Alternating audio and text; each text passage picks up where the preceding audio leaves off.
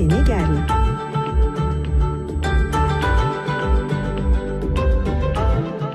Rebonjour à tous. Demba Dir Indekoubi, jusqu'au bout de l'effort pour amener la Coupe d'Afrique des Lions. Le cri de guerre de Macky Sall à Anthony face aux Lions du Sénégal, c'était hier au palais présidentiel. La coupe, virgule, point final, une exclamation, Macky aux Lions. Les présidents africains et la CAN, Collé Ardessao, tailleur des Lions, Ismaël Sarr, dans le groupe, le départ des Lions reporté à ce mercredi à cause de la pandémie de Covid-19. 3 cas de Covid clouent les Lions au sol. Grogne des recrues, police et gendarmerie et réforme de la justice, la plaidoirie de Maître Moussa Sarr à lire à la page 3 de Bisby le jour. Après Bisby, on enchaîne avec un autre quotidien, c'est Vox Pop, le gros pressing de Macky sur les Lions. Coupe le noir, Mungien Kouaï, Sadio, dire que le Sénégal s'est qualifié en finale. Ce n'est qu'un challenge, violente attaque à Sibikotan, récit glaçant de l'assaut d'une bande armée contre Fabri Metal. Après Vox Pop, un autre quotidien qui parle un peu de ce face-à-face entre le président et les Lions. Battez-vous pour nous ramener le trophée. Khalidou Koulibaly, nous allons au Cameroun avec ambition et envie. Keïta Diao Baldé, le message du chef de l'État doit nous motiver. La Fédération sénégalaise de football fait plier Watford et récupère Ismaël Sarr. Yankoba Diatra qui recadre la Sonatel, mauvaise qualité du réseau, inaccessibilité de l'Internet. Après, là, on enchaîne avec Le Soleil qui parlait également de cette remise de drapeau national à l'équipe nationale. Le président Macky Sall harangue les Lions avec foi, détermination et courage. Fête de Cameroun 2021, le temps de la victoire pour le Sénégal, Inch'Allah. Après Le Soleil, on enchaîne avec Sud Quotidien. Ramenez-nous la coupe, les motifs ou bien la parole, les mots de Macky Sall au Lion. Le président Amani Sadio, Mungen Kouaï Sadio, apostrophe, oui, il est le meneur des Lions. Maître Augustin Senghor, président de la Fédération sénégalaise de football. Tout faire pour amener la coupe. Khalidou Koulibaly, capitaine des Lions. Nous allons au Cameroun avec beaucoup d'ambition et regroupement. Ismaël Sarr qui rejoint finalement les Lions du Sénégal. Après Sud Quotidien, le témoin, la Covid annule le vol des Lions. Il est là, le virus, même s'il n'est pas évité. Sadio Mané et ses potes de l'équipe nationale de football sont donc restés bloqués à Dakar. C'est lui, c'était hier pour cause des cas de Covid ont été détectés certains joueurs.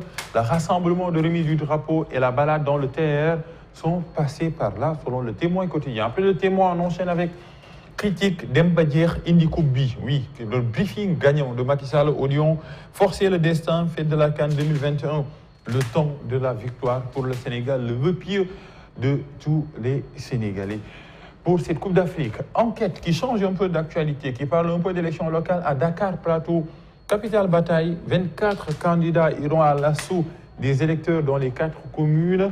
Khalifa Sall, une hégémonie mise à rude épreuve, Beno tacle Beno face à Beno, oui, partout à Dakar Plateau ou au Sénégal, Union citoyenne, Buntubi, Sénégal 2035, le Val des outsiders. Après enquête, on enchaîne avec un autre quotidien, c'est le quotidien Échange musclé, divergence sur la monnaie locale en Casamance. Abdoulaye Baldé qui parle, Sonko fait preuve d'ignorance et la réponse de Bassirou Diomaye Faye, Seydou Sané et Baldé n'ont pour programme que des invectives, la guerre, tout simplement de la parole en attendant la guerre politique. Après le quotidien, on enchaîne avec Walf Quotidien, ce qui va déterminer le vote local 2022. Actualité à lire à la page 3. On parle un peu du dérèglement climatique, coup de chaleur en période de fraîcheur.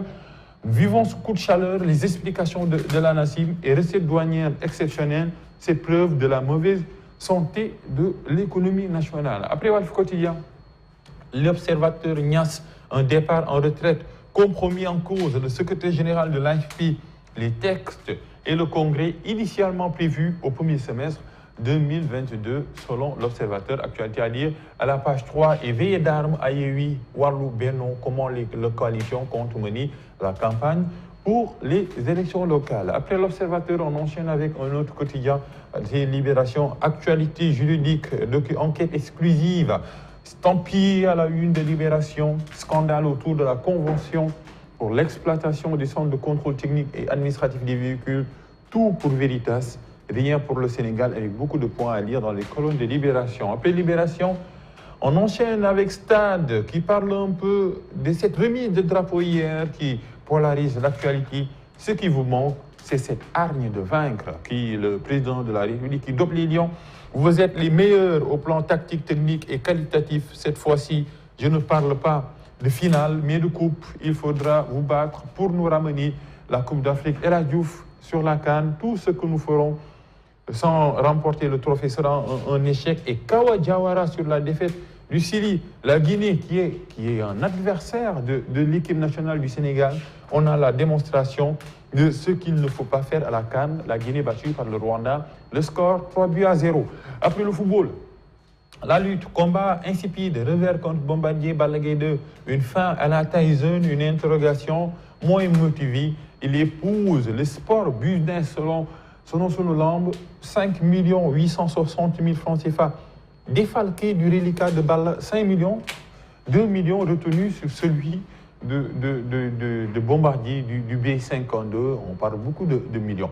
Après, sur nos lambes, on finit avec le dessin de Diak qui fait rire, l'interdiction pour les tchak-tchak de rouler sur les routes, mais les tchak-tchak qui transportent les lions du Sénégal avec le drapeau. Mais attention, le gouverneur est là, Alassane Sall. CAN Foot, Cameroun 2022, Ndamerek, il transporte le porte-drapeau national. On ferme les yeux pour l'instant. Qui peut arrêter un peu le drapeau national de rouler, même s'il y a l'interdiction, de rouler pour les tchak-tchak sur les routes de la capitale sénégalaise. En tout cas, on ferme les yeux, surtout pour le moment. Pour le temps de la CAN. Pour le moment, on ferme les yeux surtout. On ne regarde que les lions. Merci beaucoup, Papa Alioune Sarr. Et dans l'actualité africaine, le médiateur de la CEDEAO attendu au Mali aujourd'hui. Oui, il s'agit de Goodluck Jonathan que vous voyez ici masqué, mais il doit prendre langue avec le gouvernement de transition. Le médiateur de la CEDEAO attendu au Mali pour discuter du projet de calendrier électoral. 5 ans selon le gouvernement de transition. Aucune information n'a encore filtré sur son contenu, mais c'est porteur du message de Nana Akufo-Addo, président guinéen, président en exercice de la CEDEAO. La CEDEAO qui s'était contentée le 1er janvier dernier de prendre note du projet de chronogramme de la transition pour en discuter. L'ancien président nigérian va rencontrer aujourd'hui les partenaires techniques et financiers, c'est-à-dire le corps diplomatique présent au Mali dès son arrivée à Bamako. Une réunion avec le président de la transition attendue, une rencontre entre Goodluck Jonathan et Assimi Goïta. On a envie de dire à Jonathan, good luck. On continue un peu cette actualité. Le projet de calendrier fourni par les autorités maliennes est confronté à l'opposition de plusieurs chefs d'État de la sous-région.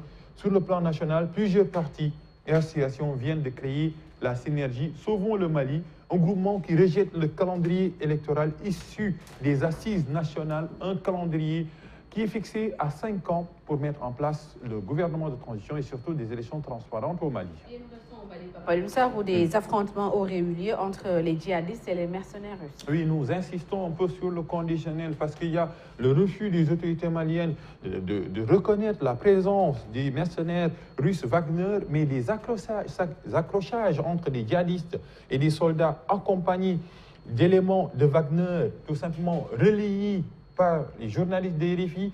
Une source proche du dossier fait état d'une altercation qui s'est produite hier lundi, avant-hier, sur un axe entre les villes de Bandiagara et de Bankas. Selon cette source proche du dossier, un véhicule blindé a d'abord sauté sur un engin explosif improvisé. Un échange de tirs ensuite eu lieu entre les deux groupes et un blessé russe a été évacué vers l'hôpital de Sévaré.